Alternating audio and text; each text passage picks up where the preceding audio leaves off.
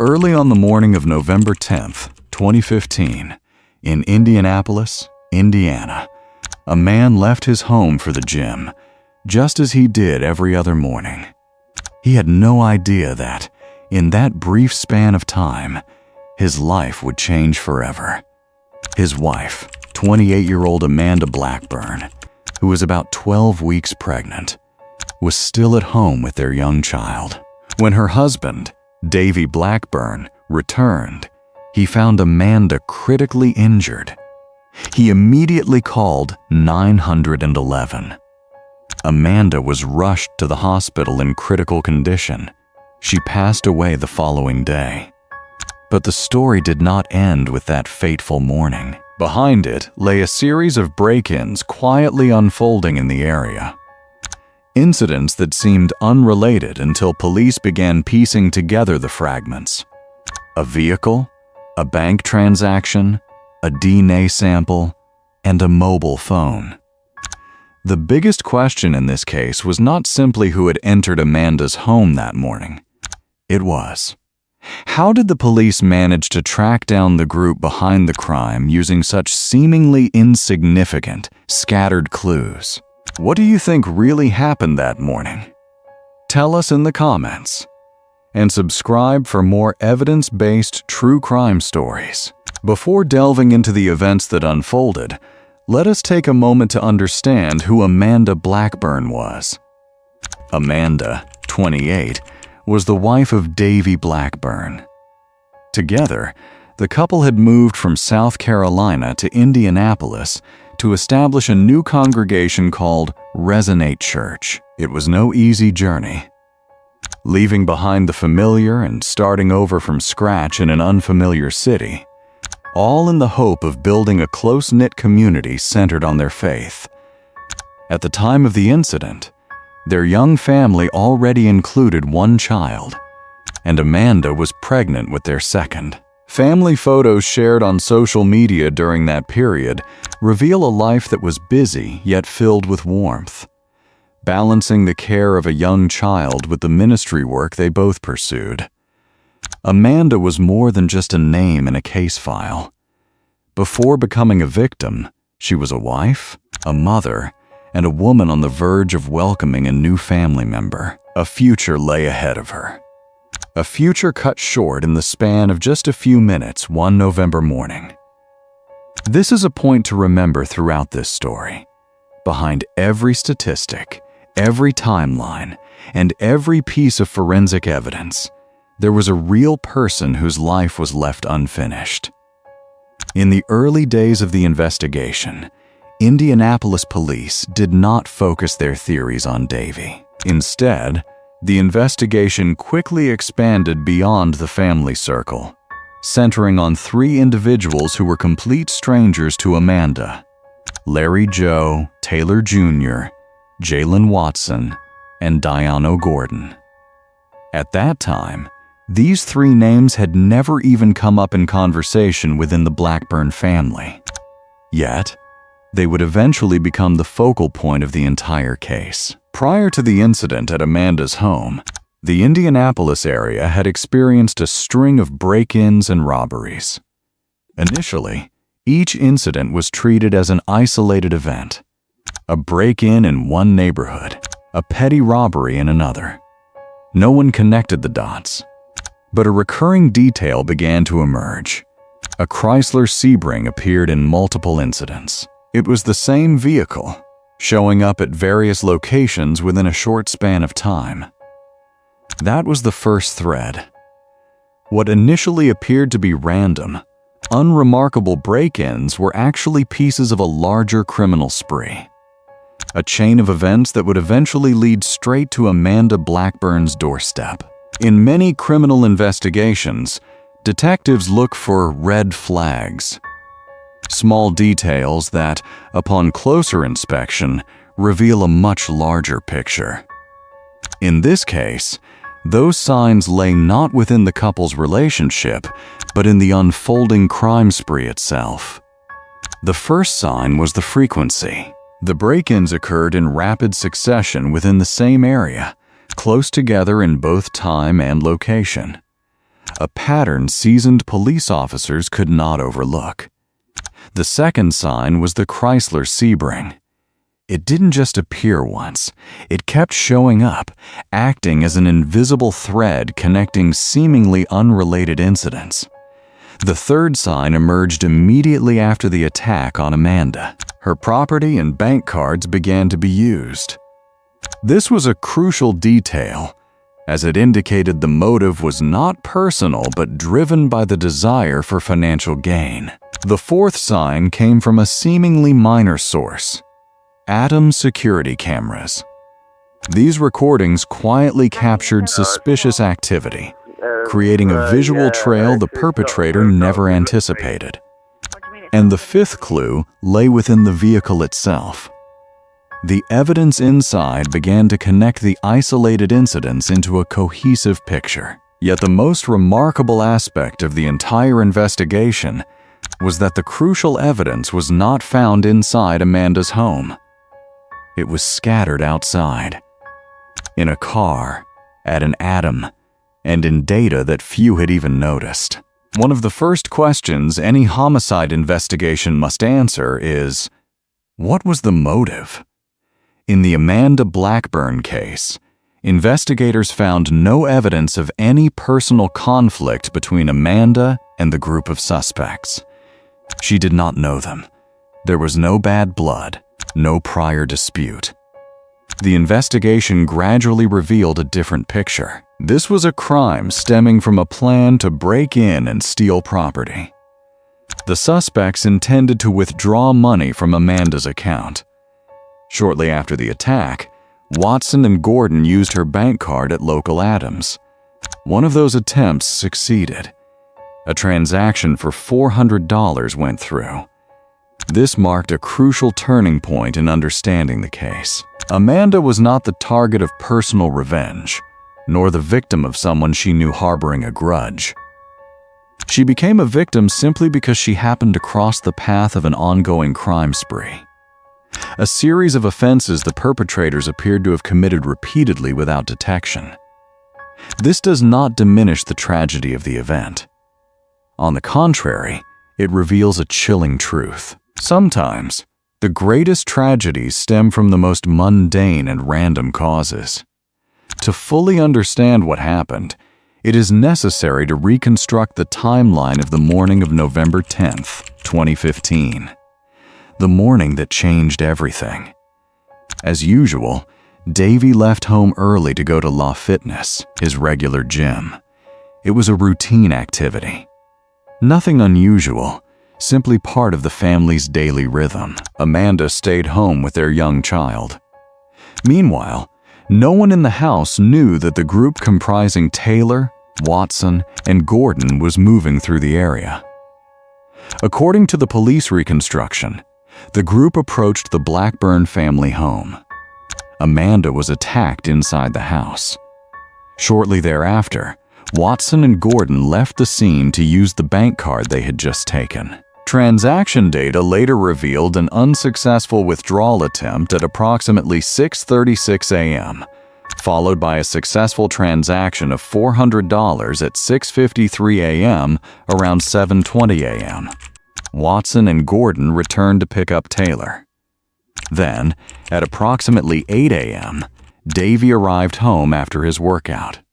He discovered Amanda in critical condition. He called 911 in the span of less than 2 hours, from the moment Davey left home until his return. The family's entire life took a completely different turn, one that none of them could have foreseen. When emergency responders and police arrived, the Blackburn home was quickly transformed from an ordinary family sanctuary into a crime scene. Davey, who had found his wife in critical condition and called 911, became the first and most crucial witness. In the early stages of any case involving domestic violence, family members often face close scrutiny.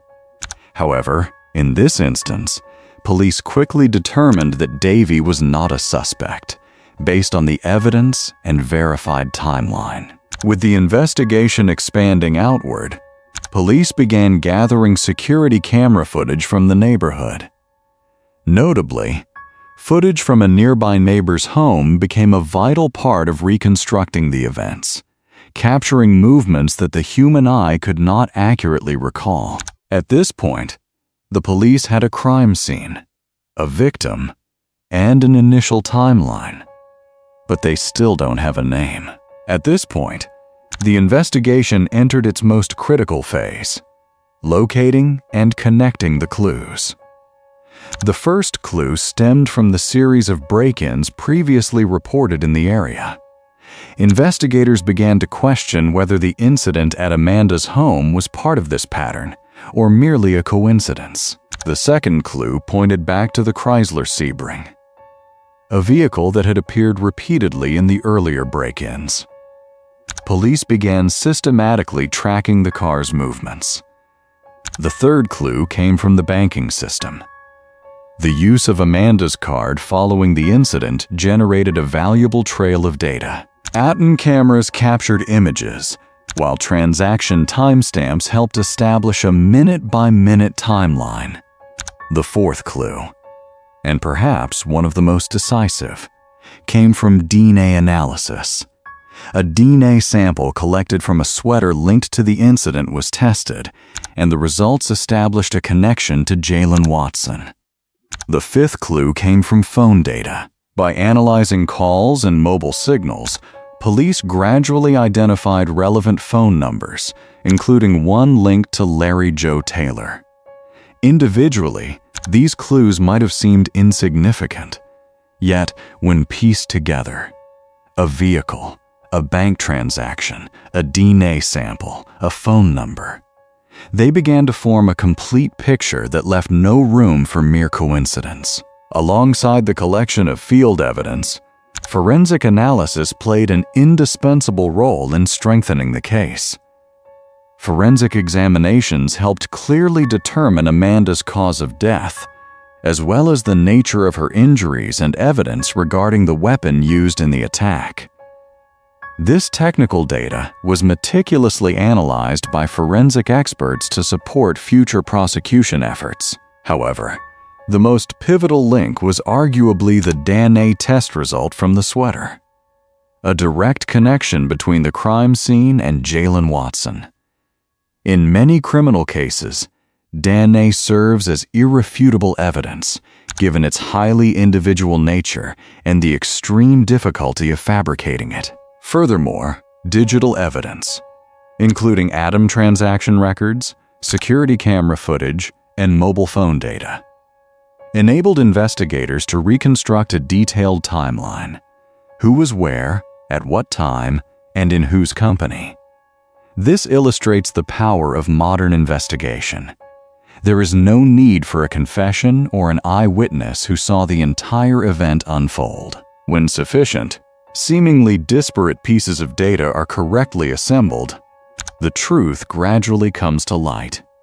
From these fragments, a clear chain of connections began to emerge, linking Watson to Gordon and ultimately to Taylor. As evidence mounted, police began to close in on the group of suspects. Larry Joe Taylor Jr. became the focal point of the investigation as clues, ranging from the vehicle to phone data. All pointed toward him. Ultimately, Taylor was arrested. Watson and Gordon also emerged as key figures in solidifying the case. Their subsequent testimonies became crucial evidence used at trial. Based on the gathered evidence, investigators determined that Taylor was the one who had fired the shots during the attack. Looking back at the investigation, one thing is clear. Initially, the police had only a house and a victim. Nothing more, nothing less. But then came a vehicle, an atom transaction, a DNA sample, mobile phones, and finally, from all those seemingly disparate pieces, they obtained the most important element: a name. The path to bringing the case to justice was neither simple nor swift. For Larry Joe Taylor Jr., the trial process was protracted and fraught with obstacles. 2 previous trials ended in mistrials, meaning no final verdict was reached, necessitating a retrial. It was not until 2022 that Taylor's case was heard by a judge rather than a jury. Ultimately, Taylor was convicted on multiple related charges. On October 14, 2022, he was sentenced to 86 years in prison. Subsequent appeals failed to alter the core outcome of the sentence. For Jalen Watson, the legal proceedings took a different course. He pleaded guilty under a plea agreement with prosecutors. His initial sentence was 29 years in prison, though this was later modified. As for Diano Gordon, he also pleaded guilty to the charges against him. He received a 30-year sentence, comprising 25 years of incarceration and a 5-year suspended sentence. A simple arithmetic sum of the figures. Taylor's 86 years, Watson's 29 years, and Gordon's 30 years yields a total of 145 years. However, it must be clarified that this is merely a nominal figure on paper. In reality, this does not represent the total time the 3 men would serve, as the sentences for Watson and Gordon were subsequently adjusted in accordance with plea agreements and relevant legal provisions. Consequently, the 145-year figure should be viewed as an illustration of the case's overall severity rather than an exact measure of the actual time served. When the final verdict was handed down, the story did not end there. For justice, however vital, cannot restore what has been lost. Let us return to Amanda, not as a case file, but as a human being. She was a 28-year-old woman, a wife, a mother. She was pregnant, preparing to welcome a new member into the family. She was building a future, a community, and a meaningful life with her husband in the city they had chosen to call home. All of that was cut short. For Davey, the loss was twofold. He lost his wife and, with her, their unborn child. He carries on with life, raising their remaining young child, while bearing a grief that no court verdict can ever fully erase. And the loss extends beyond the family. Resonate Church.